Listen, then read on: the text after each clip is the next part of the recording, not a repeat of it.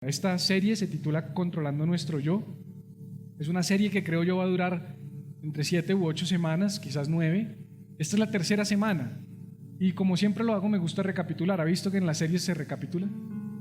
Previously on Criminal Minds.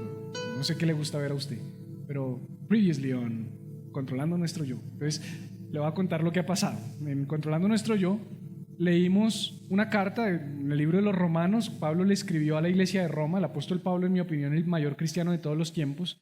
Le escribe a la iglesia de Roma y en Romanos capítulo 7 revela una gran realidad y una gran verdad, y es una lucha interior que tenemos todos los seres humanos, que enfrentamos todos los seres humanos. Permanentemente las personas estamos enfrentando luchas y realidades, y Pablo dice: porque yo hacer el bien que quiero no puedo, sino el mal que no quiero, eso hago. Y wow, qué tremendo entender que el mayor cristiano de todos los tiempos escribió y documentó una lucha que habla de mi realidad, y estoy seguro habla de tu realidad, y es que en ocasiones queremos hacer una cosa, pero terminamos haciendo otra. En ocasiones queremos responder de una manera, pero respondemos de otra. En ocasiones queremos decir algo, pero decimos otra cosa totalmente distinta. Y la lucha, como lo explicamos, sucede porque en nuestro corazón, que es lo que la Biblia llama mente, corazón, alma, sistema de pensamientos, sistema de creencias, paradigmas, estructura mental, ahí se deposita la información que tú y yo necesitamos para la toma de decisiones en la vida. Pero hay como dos niveles entre la mente y el corazón. Uno es el nivel superficial de la mente, que es donde yo tengo ciertos pensamientos, donde yo tengo ciertas ideas, donde yo planeo ciertas cosas, pero está el corazón, que es como el centro de mando. Entonces, en ocasiones, nuestra mente nos dice una cosa, pero lo que hay almacenado en nuestro corazón nos lleva en una dirección contraria. Y explicamos por qué sucede eso. Porque lo que se deposita en el corazón es aquello que pasó por tu mente, pero que tú le diste cabida el suficiente tiempo para que se albergue o se establezca, se guarde, se grabe en el disco duro de tu corazón. Entonces, cuando tú vas a tomar decisiones, tú no te das cuenta, pero de una manera muy rápida, tu mente va y busca el depósito de tu corazón y actúa. Entonces tú dices: ay, pero yo quisiera hacer esto, pero no sé por qué no lo hago. Porque aunque quisieras, sistemáticamente a lo que te has expuesto hace que el depósito que tienes aquí genere un cortocircuito o una vida de contradicción. Por eso esa primera enseñanza se llamó deseos contradictorios. Y entendimos que todos enfrentamos esa lucha, que todos vivimos momentos de nuestra vida en los que queremos hacer una cosa, pero terminamos haciendo otra. Y Pablo nos dio la respuesta. Él dijo: miserable de mí, ¿quién me librará de este cuerpo de muerte? Y después dice: gracias doy a Dios por Jesucristo. Y entendimos que Jesucristo, porque en Romanos 8:1 Pablo dice que a los que estamos en Cristo Jesús, a los que estamos parados en Cristo Jesús, ya no nos aplica la condenación. Dice: ya no hay condenación para los que están en Cristo Jesús. Y entendimos que el corazón tiene la capacidad de condenarnos, y entendimos que el corazón es perverso, y que hay ocasiones donde tú te acuestas y tu corazón empieza a condenarte a ti mismo, empieza a decirte cosas, empieza a decirte y a predicarte y a hablarte cosas, a decirte: tú no vales, tú no eres suficiente, tú no vas a poder, tú no lo vas a lograr, tú no eres un buen padre, tú no eres un buen hijo, tú no fuiste un buen esposo, tú no eres una buena esposa, tú no eres un buen pastor, tú no eres un buen empresario, tú no eres un buen estudiante. Tantas cosas que el corazón permanentemente nos está diciendo, y es una lucha tremenda, porque como si no fuera lo suficientemente hostil el mundo en el que vivimos, donde las personas siempre están diciéndonos cosas feas, como para, además de eso, tenerme que acostar y el corazón se une del lado de mis enemigos. Y enfrentamos esa lucha con el corazón que Jeremías, varios años antes de Cristo, dijo que el corazón es engañoso y perverso más que cualquier cosa. Nosotros no podemos confiar en el corazón, y entendimos hace 8 días que tú tienes dos opciones: o tú sigues a tu corazón o tú sigues a Dios, o tú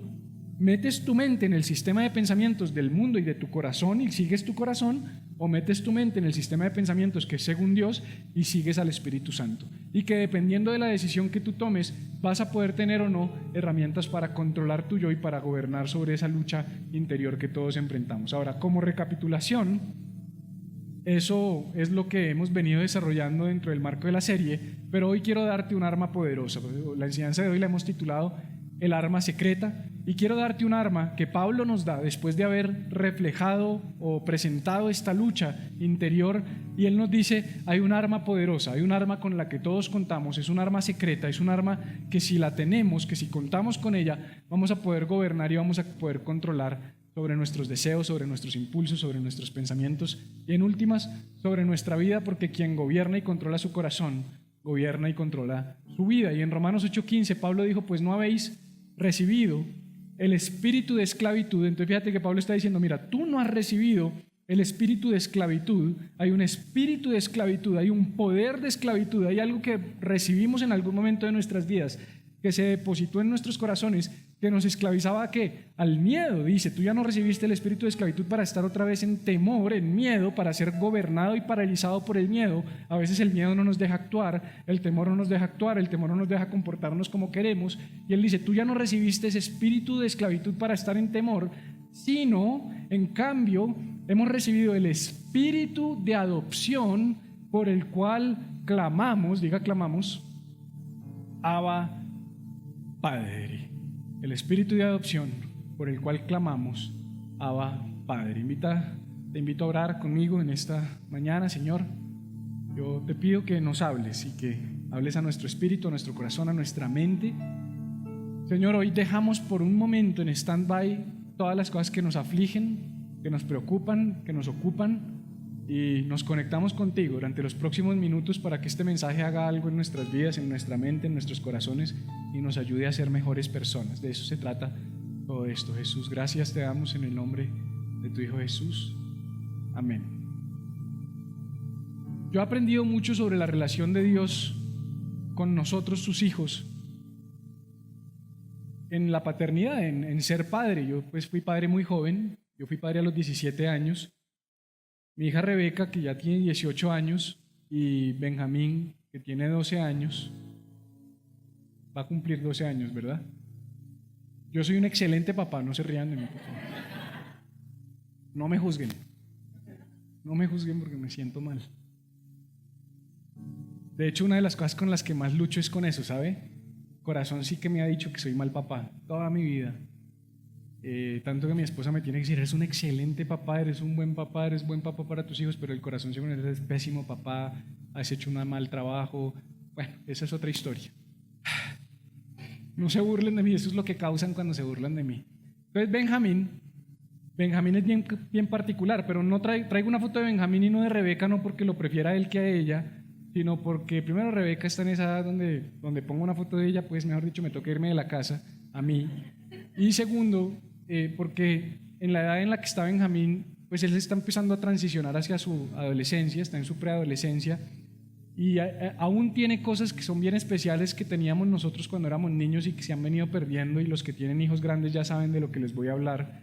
Pero, por ejemplo, no podría hablar de Rebeca de la misma manera porque ella ya no es así, y Rebeca tiene unas características bien específicas que son bien lindas en ella, pero Benjamín tiene unas cosas bien especiales, y una de ellas es que a la hora que sea, el día que sea, cuando llega la hora de ir a la cama y yo me meto a la cama y me estoy empezando como a entrar en mi rutina de entrar a la cama, Cata normalmente está en el baño y ella se está dando su maquillaje, arreglando el pelo, lo que sea, y yo ya me voy a empezar a dormir, de repente suena ¡Mamá! Y claro, como Cata está en el baño, el cuarto de Benjamín está lejos del baño, ¡Mamá! Hasta que pueden ser 20 mamás, uno más duro que el otro. Vivimos en un 11º piso, yo creo que los del primer piso, todas las mamás se paran a ver qué quieren sus hijos y dicen, no, es Benjamín. Pero cuando yo me paro, generalmente hoy le digo, venga, ¿qué quieres? A mi mamá, tu mamá está ocupada, vine yo, ¿qué quieres? Quiero que mi mamá me arrope. Oye, yo pensé que te estabas muriendo, pensé que tenías un dolor tremendo, pensé que algo había pasado, que se había metido un ladrón, alguna cosa, pero todo ese grito para que tu mamá te arrope, sí, que mi mamá me arrope. Es un chino que ya es más grande que la mamá y necesita que la mamá lo arrope.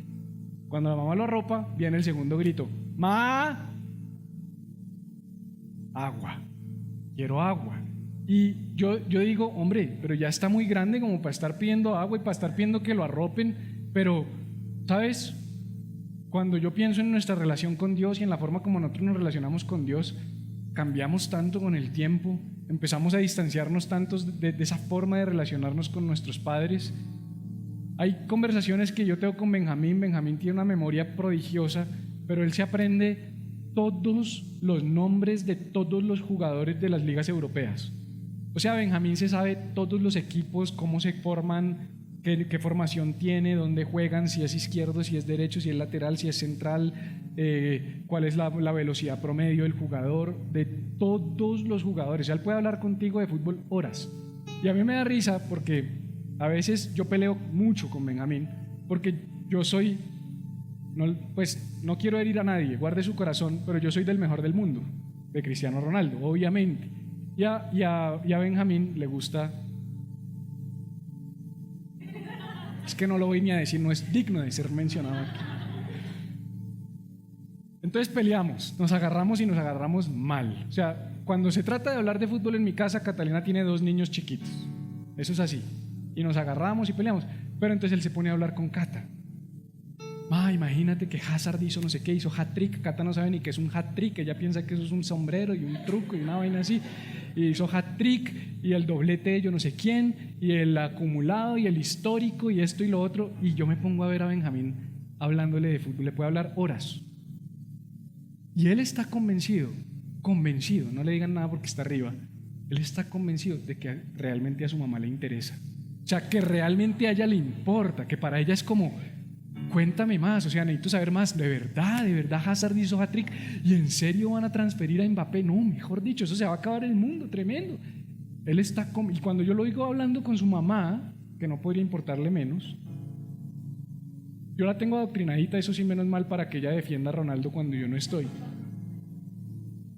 Pero ¿a qué voy con esto? A que los niños son tan lindos que de verdad un niño de 11 años creer que a su mamá le interesa tanto lo que está pasando en el mercado internacional de pases de fútbol como para escucharlo por horas, y ella es tan buena mamá que lo escucha y le dice, no friegue, de verdad, sí, wow, ya. Yo ya les dije, conmigo no puede hablar. O sea, por eso yo a veces después del corazón, eres un mal papá. Yo digo, pero es que yo soy de Cristiano, él es de Messi, o sea, eso no puede ser. Eso trae división en la familia.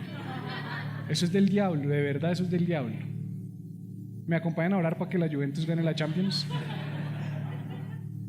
Cuando 2 o 3 se reúnen, hágale, inclina su rostro, por favor. Padre, te pedimos que bloquees el arco de la Juventus, Señor. Pues yo tengo esa fe, yo creo que mi papá me puede conceder esas cosas. Ahora, ¿por qué te estoy hablando de eso? Porque Pablo nos está presentando el cuadro de un niño, donde él dice, mira, tú y yo no recibimos el espíritu de esclavitud, el poder de esclavitud que nos esclaviza el temor, sino que ahora recibimos un poder por el cual podemos clamar, mamá, papá. Por cierto, para los religiosos Dios no tiene género. Dios es mamá y papá. Entonces tú le puedes decir mamá, papá. Eso es lo que está diciendo Pablo. Pablo todo el problema de las contradicciones del ser humano lo está resumiendo en una cosa, en un poder que recibimos, que es clamar a Dios, en otras palabras, de orar. Por eso quiero que hablemos un poquito de la oración. ¿Qué es orar? Orar es hablar con Dios, orar es conversar con Dios, orar es el mecanismo que tú y yo tenemos para establecer una relación con Dios, se llama la oración. No hay otra manera de establecer una relación con Dios que orando y hablando con Él y conversando con Él. Y en la Biblia la oración es clamor. En la Biblia orar es clamar. Y yo traje la definición de clamar. La Biblia, Wikipedia, dice que clamar es pedir o requerir una cosa con vehemencia y con desesperación. En otras palabras, lo que Pablo está diciendo es, tú y yo recibimos un espíritu por el cual podemos con vehemencia y con desesperación clamarle a papá. Pero seamos honestos, no siempre nuestras oraciones son así. No siempre nuestras oraciones reflejan una vehemencia y un desespero. No siempre vienen acompañadas de llanto y de un grito. Y en la Biblia, la oración está relacionada con llanto, porque clamar también es llorar. Y hay una persona en la Biblia que es un chillón profesional. Hay un chillón por excelencia, se llama David. El rey David fue el clamador por excelencia. Si tú lees los salmos tienen una particularidad y una característica bien especial. Los salmos se tratan de hablar con Dios y de conversar con Dios. Billy Graham decía, todos los días lee 5 salmos para que fortalezcas tu relación con Dios. Y todos los días lee un proverbio para que fortalezcas tu relación con tus hermanos. Eso es sabiduría, ¿sabes? Porque en la Biblia, cuando tú lees los salmos te enseñan a hablar con Dios. Te enseñan cómo te debes acercar con Dios, qué se puede y qué no se puede. Pero a mí me llama mucho la atención de David, que sus oraciones eran descomplicadas. Que David le decía, Dios, aplasta a mis enemigos. No, así son las oraciones de David. Señor, todos esos que me persiguen no me dejan dormir, encárgate de ellos. Dios, tú eres mi Dios, tú eres mi refugio, tú eres mi fortaleza. ¿A quién iré si solo tú puedes sanar y curar y limpiar mi alma? Y entonces David, cuando tú lees los salmos están dirigidos a 2 personas. A Dios, primeramente, Dios mío eres tú. Y a uno mismo. El 50% de los salmos es David hablándole a su alma. Alma mía, alaba al Señor y no te olvides de ninguno de sus beneficios. Alma mía, adora al Señor. Alma mía, tal cosa. Quieta, alma. Alma, cálmate. Alma, quédate quieta. Porque normalmente nosotros tenemos que entender que gobernar nuestra vida es gobernar nuestros impulsos interiores, nuestros sentimientos, nuestros pensamientos, pero que en ocasiones no podemos hacerlo solo, sino que tenemos que acudir a Dios. Entonces las oraciones de David eran oraciones hablándole a él mismo, hablándose a sí mismo y hablándole a Dios. Y siempre estaba clamando, Señor, ayúdame, Señor, te necesito, Señor, ten misericordia, Señor, ten compasión. Pero había unas características en la oración de David, y es que David siempre le oraba a Dios. Tú siempre vas a encontrar que la oración de David iba dirigida a Dios, iba dirigida al Señor. Señor, Dios. Señor, Dios. Ahorita vamos a entender por qué esto es importante, pero no es solamente importante entender que la oración se trata de clamar, sino que también debemos saber a quién le clamamos. Porque orar no es clamar y ya, es a quién le clamas, a qué Dios le clamas. ¿Será que tú le estás clamando a un Dios lejano y distante? ¿Será que tú le estás clamando a un Dios que no conoces, a un Dios desconocido? ¿Será que tú le estás clamando a un Dios al que le tienes temor y le tienes miedo, pero le clamas a Él porque necesitas una respuesta, porque estás desesperado? Jesús, por ejemplo, a diferencia de David, quien también es un modelo para la oración, Jesús clamaba de una manera bien particular.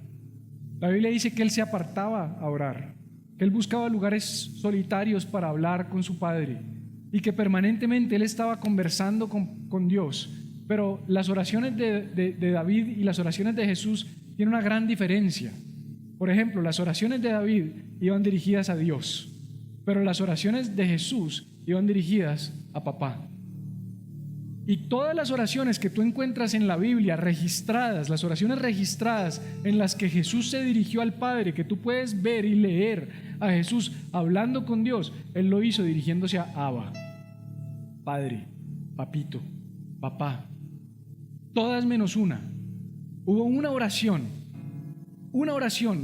al final de los días de Jesús, el último día de Jesús. Jesús hizo una oración que fue diferente de todas las demás oraciones que Él había hecho. En todas las demás oraciones Él había dicho papá, Padre. Pero en esta oración, en Mateo 27:46, Jesús estaba en la cruz. Jesús estaba colgando de esta cruz. Y dice la Biblia que llegada la hora 9, Jesús clamó a gran voz diciendo, Elí, Elí, lama sabactani, que quiere decir, Dios mío, ¿por qué me has desamparado? Es tremendo lo que estaba pasando en este lugar. En este momento, lo que estaba sucediendo es que por primera vez en la historia de Jesús, en lugar de decir papá, Él dice Dios mío. Esto no tiene precedentes. Y lo que estaba sucediendo allí es que antes de Cristo, nosotros, tú y yo, toda la humanidad, cuando se dirigía a Dios, cuando hablaba con Dios, tenía que hablarle a un Dios lejano, a un Dios distante, a un Dios castigador. Señor, Dios Todopoderoso. No podías decir mucho más que eso. Tenías que tener cuidado de decir el nombre de Dios. No podías usar su nombre en vano. Decir y pronunciar su nombre no era posible. Cuando hablabas con Dios, lo estabas haciendo con alguien distante y lejano. Pero de repente aparece Jesús y empieza a decir Abba, papito. En las oraciones públicas él decía papá. Cuando él levantaba su voz al cielo le decía Padre mío. Cuando él lo hacía en privado decía Padre. Él siempre hablaba de Abba. Él fue el que introdujo este término Abba, del cual nos habló el apóstol Pablo. Jesús nos enseñó a acercarnos a Dios como a papá. Por primera vez Jesús nos dijo: cuando hables con Dios, tú no tienes por qué hablar con Dios, tú vas a hablar con papá. Pero esto fue mucho más que decirlo, porque en la cruz, lo que acabamos de ver en el libro de Mateo, lo que estaba sucediendo en la cruz es que Jesús en la cruz no le dijo Abba, Jesús en la cruz no le dijo papá, Jesús en la cruz le dijo Dios. Y entonces marcó la historia de la humanidad, porque hay un principio que yo se los he explicado varias veces, que es la sustitución, la expiación sustitutiva. Jesús tomó nuestro lugar para que tú pudieras tomar su lugar. Para que tú y yo podamos tener acceso al Padre, lo que hizo Jesús es que Él renunció a su acceso al Padre. En la cruz lo que Él hizo fue: yo ya no te puedo decir, Jesús dice, yo ya no te puedo decir papá, ahora yo te digo Dios, para que ellos ya no te tengan que decir Dios, sino que te puedan decir papá. Eso es lo que estaba sucediendo en ese momento en la cruz. Fue a través de lo que hizo Jesús en la cruz por nosotros.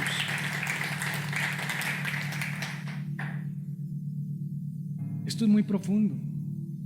Fue en la muerte que Él compró el acceso que nosotros hoy tenemos a Abba. Si Jesús no hubiese muerto, nosotros no podríamos venir delante de Dios y decirle papá. La pregunta que yo te hago es: ¿por qué oras? Yo quisiera preguntarte por qué oras. Y no te estoy preguntando cuáles son tus motivos de oración, es decir, cuáles son las peticiones que tienes. No te estoy preguntando por qué oras, por un carro, por una casa. No, lo que te estoy preguntando es ¿por qué oras? ¿Cuál es la razón por la que oras? Si es que oras, si es que en tu dinámica de vida y en tu estilo de vida hay un tiempo para orar, ¿por qué lo haces? ¿Cuál es la razón por la que lo haces? ¿Sabes por qué oraba yo? Voy a ser muy sincero, porque a mí me dijeron que los cristianos teníamos que orar. A mí me dijeron que si tú eres cristiano, tú tienes que orar. Es una disciplina espiritual y los cristianos maduros tienen que orar. Un líder tiene que orar. Un pastor tiene que orar. Estás obligado a orar. En otras palabras, yo oraba por obligación. Mi vida de oración se fundamentó en me toca orar. ¿Y sabes cuál es el problema cuando tú haces las cosas porque te toca? Que no las disfrutas, que no son ricas. Por ejemplo, yo esta mañana le decía a la iglesia: yo conozco parejas que están casadas bajo el mismo techo, pero están divorciadas hace muchos años. Viven bajo el mismo techo divorciados, pero están juntos porque les toca. Están juntos porque fueron al altar y el matrimonio es para toda la vida. ¿Y qué van a decir? Y es imagínate, donde nos separemos, ¿qué van a decir los demás? Entonces vivimos por apariencias, vivimos por guardar una institución, aun cuando seamos esclavos de ella, aun cuando seamos miserables. Nosotros no podemos orar porque nos toca. Nuestra vida de oración no puede ser porque toca. ¿En qué momento la oración dejó de ser un privilegio que Jesús pagó por él en la cruz? Es que nosotros a veces no lo valoramos porque, como nunca fuimos privados de ese derecho. Porque en el Antiguo Testamento, una vez al año, el sumo sacerdote entraba al lugar santísimo en representación de todos los demás, y él era el que podía entrar y acercarse a la presencia de Dios. Pero la Biblia dice en el Nuevo Testamento que nosotros ahora podemos venir confiadamente al trono de la gracia para hallar misericordia para el oportuno socorro. Ahora la pregunta es: ¿qué significa eso para nosotros? Qué mamera, me toca 10 minutos, mi amor, ya salgo, 10 minutos, toca hacer la oración. El pastor dijo, el devocional, ya tú sabes, si no, no voy a madurar, no voy a crecer. Y yo crecí en una época donde yo sentía que los pastores y los líderes sabían cuánto tú habías orado. Algunos se ríen porque saben que así es. Entonces me decía: no, pero yo no he orado, yo no lo puedo mirar a los ojos. O sea, como si nosotros tuviéramos un medidor de oración. Te faltaron 45 minutos esta semana. Me toca orar. Nos toca orar, estamos obligados a orar. Entonces, lo que es un deleite, lo que debería ser un privilegio, lo que debería ser un tema de yo quiero relacionarme con Dios, yo quiero hablar con Dios, se volvió algo acartonado. Y yo me hice la pregunta no solamente ¿por qué oro yo?, sino ¿por qué oraba Jesús? ¿Te has hecho esa pregunta? ¿Por qué oraba Jesús y por qué oraba tanto? ¿No se supone que Él era Dios? Además traje este meme que me mandaron que dice: "Are you there, Dad? ¿Estás ahí, papá? It's me, you, soy yo, tú". Y sabes, ese meme no es tan real, porque Jesús sí era Dios, pero no era Dios. Porque Pablo en el libro de Filipenses dice que Él se despojó de sí mismo haciéndose semejante a los hombres. Yo creo que la razón por la que Jesús oraba tanto es porque Jesús necesitaba a Dios tanto como tú y yo lo necesitábamos. Entonces Él como modelo, dale fuerte el aplauso al Señor. Yo lo he explicado varias veces y yo creo que Jesús vivió la vida que vivió no porque fuera Dios, porque Él se despojó de su divinidad, sino porque estaba muy cerca de Dios, porque oraba todo el tiempo, porque la gracia de Dios estaba sobre Él. Dice Lucas 2:52 que Él crecía en estatura, en conocimiento y en gracia. Y ese crecer en gracia es crecer en poder. Es ese espíritu que hemos recibido, que es un espíritu que ya no es de esclavitud para estar en temor, sino es un espíritu de adopción para que tú puedas clamar Abba. Clamar Abba es un privilegio. Que tú y yo podamos orar es un privilegio. La oración tiene que dejar de ser algo aburrido, algo cansón, algo harto, algo estructurado, y tiene que pasar a ser algo delicioso, algo que nos gocemos. Pero la pregunta es: ¿cómo es tu vida de oración? Y no me refiero cuántas horas a la semana oras, sino ¿cómo es tu vida de oración? ¿Será que tu vida de oración es una vida de oración sofisticada? Yo conozco vidas de oración muy sofisticadas, bien sofisticadas, con unas palabras bien sofisticadas. Las primeras personas que yo alguna vez escuché orar, yo dije: ¿yo cuándo voy a aprender a orar así? Como si se supusiera, ¿te dije bien? Se supusiera que uno tuviera que aprender a orar de una manera específica. Buen Padre Dios, Jehová de los ejércitos, tú que vas delante de nosotros en poderosa batalla. El Salmo 91 dice que... Y uno decía: Dios mío, ¿cuándo yo voy a poder orar de esa manera? Señor, tu palabra dice en Apocalipsis 3 que tú estás a la puerta y llamo. Yo ahí abro la puerta de mi corazón. Padre, te invito a que entres, Jesús, tú como poderoso gigante. Jehová es mi guerrero. Y entonces yo digo: ¿qué tan sofisticada es tu vida de oración? No, de verdad, o sea, ¿será que tienes una vida de oración meticulosa? Hay gente que no ora hasta que las condiciones no están apropiadas, Alexandra. Espérate, si vamos a orar, musiquita suave, ponme ahí. ¿Cómo es que dice Ro? Do menor ahí, do menor. Persianitas, bájame la luz, dimerizadas. Si no me las pones como son, la presencia de Dios se va, se espanta. Espérate el cafecito a la temperatura correcta. Y entonces tienen toda una rutina de oración. Y si tú le rompes su rutina: ¿cómo estás? No, me fui de vacaciones y no pude orar esta semana. ¿Pero por qué? Porque no tengo mi altar de oración, mi habitación de oración. ¿Sí? Yo conozco pastores que tienen un cuarto de oración, literal, y no estoy en contra de eso. El problema de eso es cuando eso cobra más importancia de la persona con la que tienes que estar cuando oras.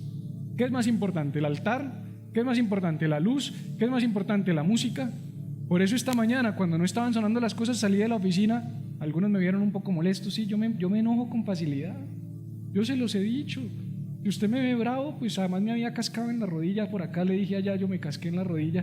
Pero salí y les dije: no te compliques, coge la guitarra acústica, dile a la gente: iglesia, póngase de pie y llévalos a cantar desentonados, sin música. Pero si solo podemos adorar con pista, con luz, estamos fregados, porque lo que estamos haciendo es unos creadores de atmósferas espirituales falsas que nada tienen que ver con la presencia de Dios. Tenemos que aprender a conectar con Dios.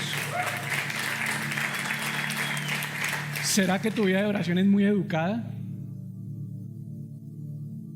Y por educada digo es teológicamente correcta.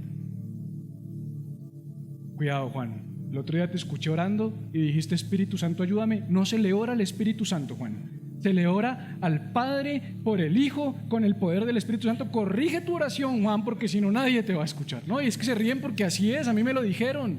A mí una vez un pastor me dijo hace muchos años: ¿puedes orar, mi hijo? Y yo: claro que sí. Y yo: Espíritu Santo, tenés... no le hables al Espíritu Santo.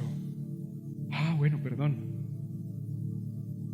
Ángeles, vengan. No le hables a los ángeles. Cuidado.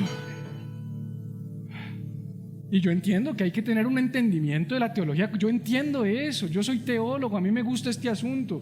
Pero sabes, a mí, yo te estoy hablando desde mi experiencia. Mi vida de oración se volvió sofisticada, complicada, meticulosa, enredada, complicada, educada, teológica.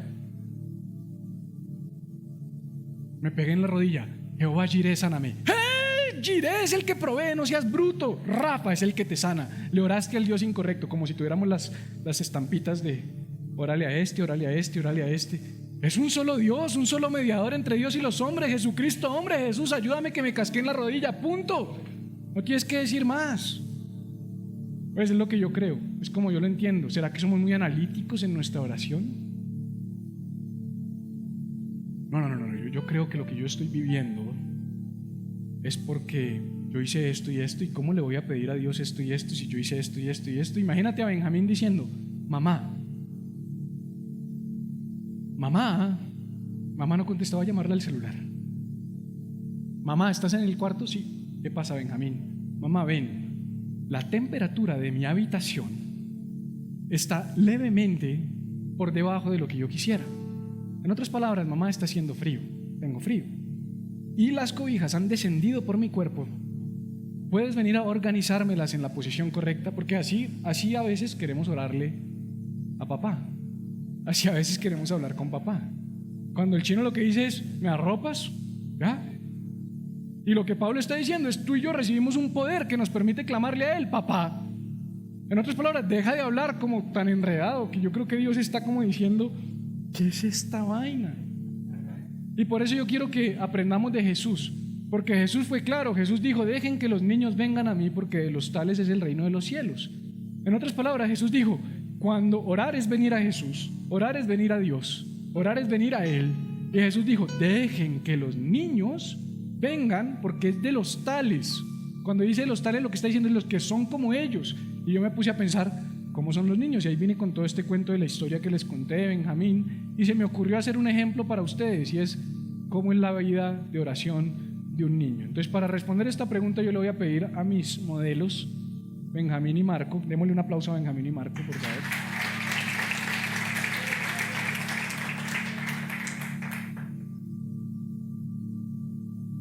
Entonces, Benjamín y Marco van a orar por provisión.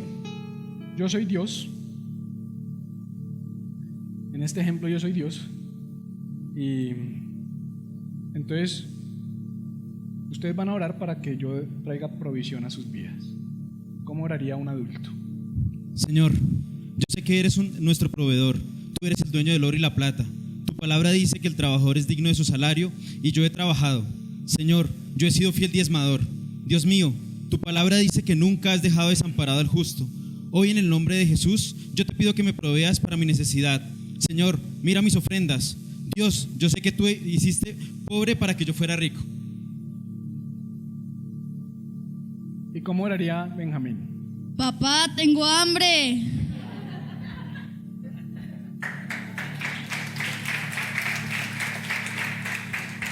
Por salud, Marco, vas a orar por salud. Dios, tu palabra dice que eres Jehová Rafa, nuestro sanador. En la cruz del Calvario fuiste castigado por mí, por tus llagas he sido sanado. En el nombre de Jesús, toda enfermedad que haya en mi vida ahora mismo, todo demonio que ha venido a enfermarme, se va en el nombre de Jesús. Aleluya. Pa, no me siento bien. Y por descanso. Señor Dios, en el Génesis vemos el reposo, es algo imperante para ti. Dios mío, yo he trabajado duro y he servido mucho en la iglesia. Sabes que no soy perezoso y que me gusta mucho ayudar y trabajar, pero merezco un descanso. Quiero viajar y salir de vacaciones. Te pido que aparejes todo para que yo pueda descansar. Tu palabra dice que mi paz está sobre ti y necesito paz, Señor. ¿Y qué diría un niño? Papi, quiero ir a Disney. ¡Oh! Muchas gracias. Ahora, lo tremendo de esto es que muchas veces nuestra oración es así, como que queremos convencer a Dios con nuestra teología, como que queremos doblarle el brazo a Dios, como que todo esto se trata de quién trae los mejores argumentos delante de Dios, cuando lo que estaba diciendo Pablo, lo que nos enseñó Jesús es: sé como un niño, sé descomplicado, ve y dile a papá: papá, tengo hambre, papá, no me siento bien, papá, necesito tu ayuda, papá, necesito que me respondas, papá, necesito esto, tengo filo, tengo frío, tengo miedo. Y por eso el mejor ejemplo es el que nos dejó Jesús en el Padre Nuestro. Y vamos rápidamente y ya con esto termino. Dijo Jesús: mas tú, cuando ores, entra en tu aposento y cerrada la puerta, ora a tu Padre que está en secreto. Y yo no creo que esto literalmente se refiere a que siempre que ores tienes que hacerlo encerrado en un cuarto. Lo que está diciendo es: hazlo con Dios, hazlo en un lugar privado, hazlo tú con Él. Busca un lugar donde tú te puedas conectar con Él, donde no te vean los demás, porque cuando tu padre, tu papá, fíjate que Jesús desde el comienzo está diciendo tu Padre. ¿Por qué Jesús hace esto? Porque los discípulos le dijeron: Señor, enséñanos a orar, queremos aprender a orar como tú oras. Y Él dice: bueno, yo les voy a enseñar. Lo primero es, por eso yo me aparto. No se han dado cuenta que yo me voy al monte a orar, no se han dado cuenta que yo cojo una barca y me voy en el lago a orar. Cuando ustedes oren, no lo hagan para ser vistos de los demás, háganlo a solas con su Padre, reúnanse con papá que lo ve en secreto todo, que Él sabe lo que ustedes necesitan. Y cuando oren, no usen vanas repeticiones, está diciendo Jesús. No usen palabrerías. No es por lo sofisticada de su oración, no es por lo compleja de la oración, no se trata de la estructura que tenga tu oración, no se trata de cuán complicada sea. No uses vanas repeticiones, no digas palabras que ni conoces. Mira, yo no tengo nada, yo he enseñado de los nombres de Dios. Yo hice una serie de Jehová Jireh, Jehová Rafa, Jehová Nisi, Jehová Makadesh, Jehová Sabaoth, Jehová Shalom. Yo les expliqué todo eso, los nombres de Dios.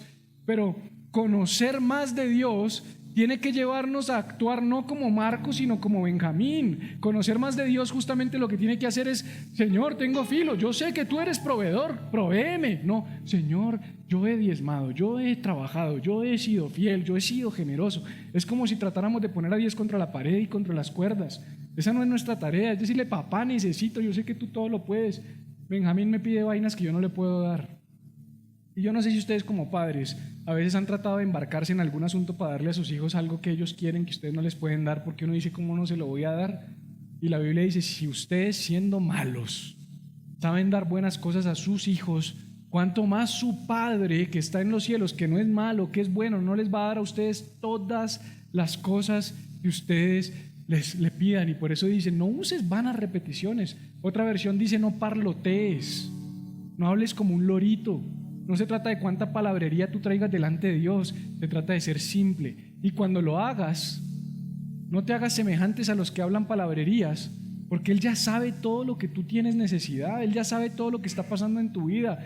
En otras palabras, yo creo que lo que te está diciendo Jesús es: no le traigas toda tu vida delante a Dios, no le pongas todo el caso como si fuera un abogado. Ve a donde un papá, Él sabe lo que está pasando en tu vida, Él conoce tus necesidades, y cuando ores vas a orar así. Y ese así no es un modelo cuadriculado y estructurado para que nos lo aprendamos de memoria y lo recitemos. Por eso dijo: no uses vanas repeticiones. Ese así es: usa esta estructura si te sirve de algo. Ten en cuenta estos parámetros, ten en cuenta estas revelaciones y estas verdades. Y la primera es Padre. La primera palabra en la oración es Padre.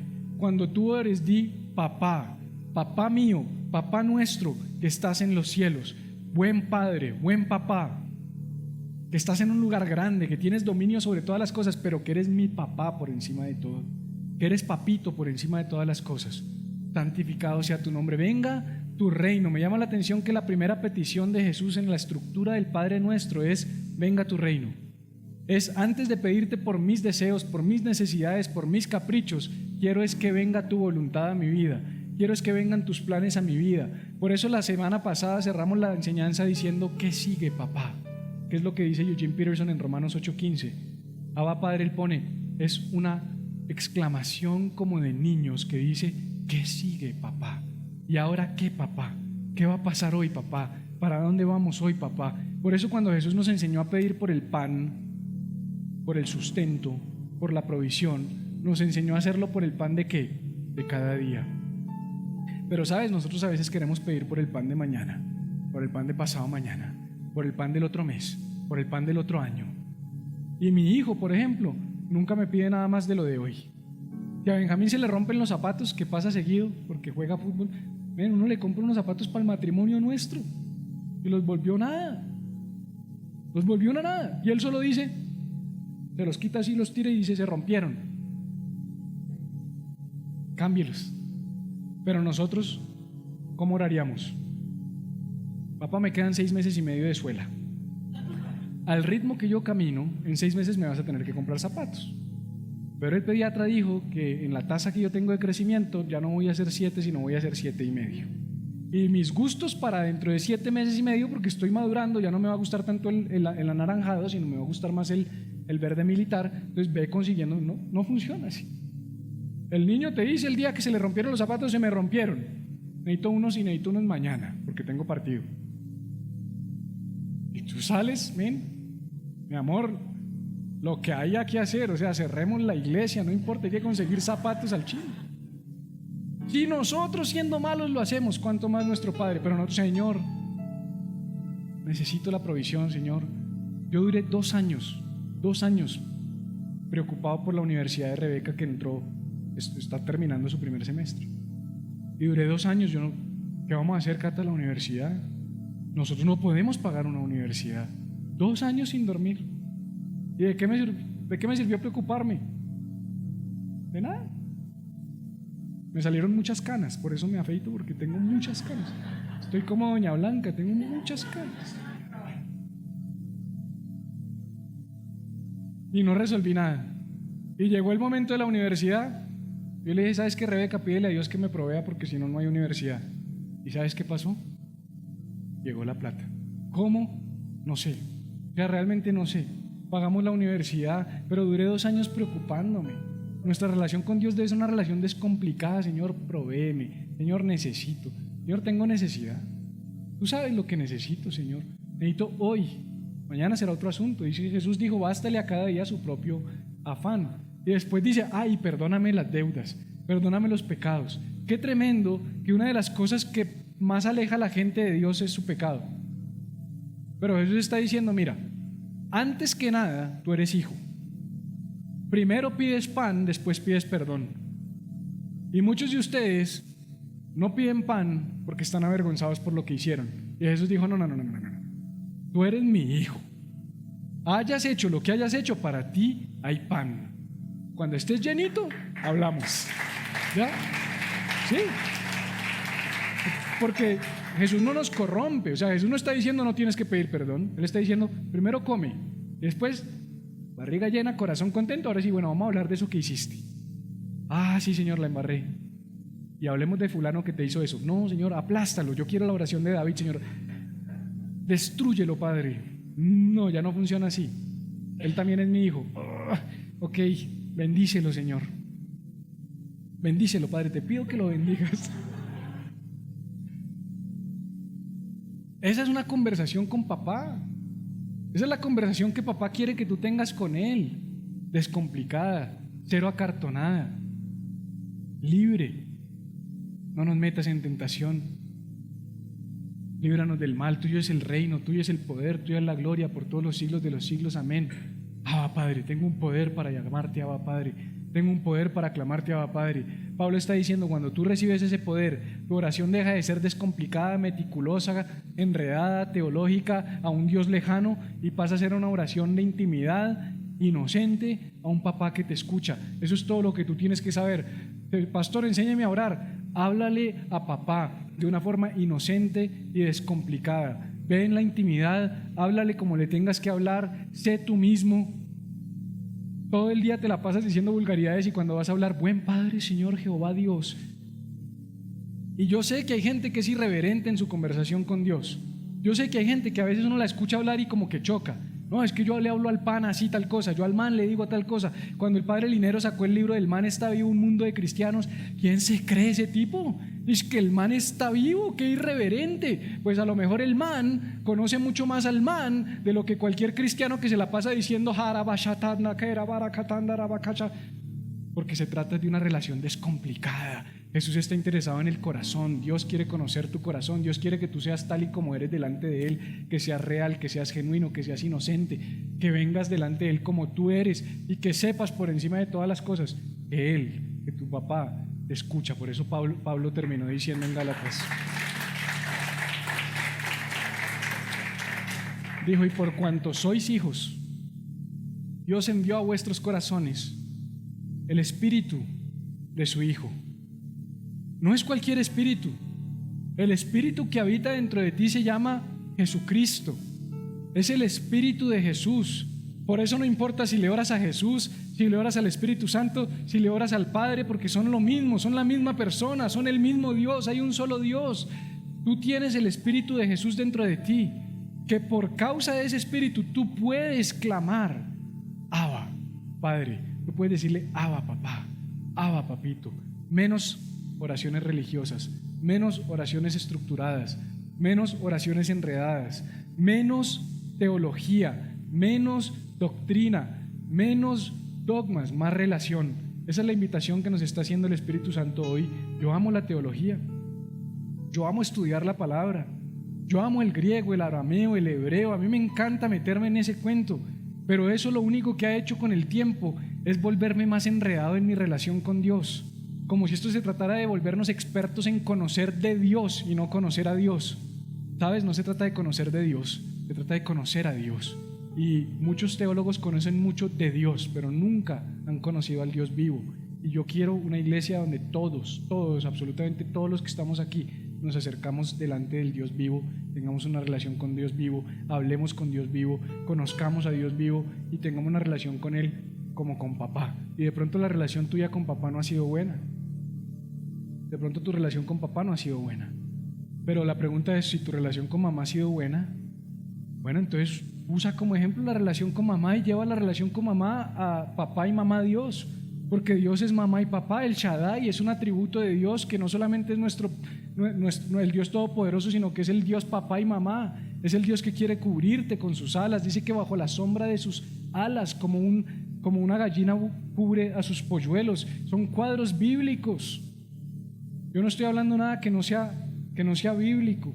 Así que yo quiero invitarte a estar en pie para despedirnos.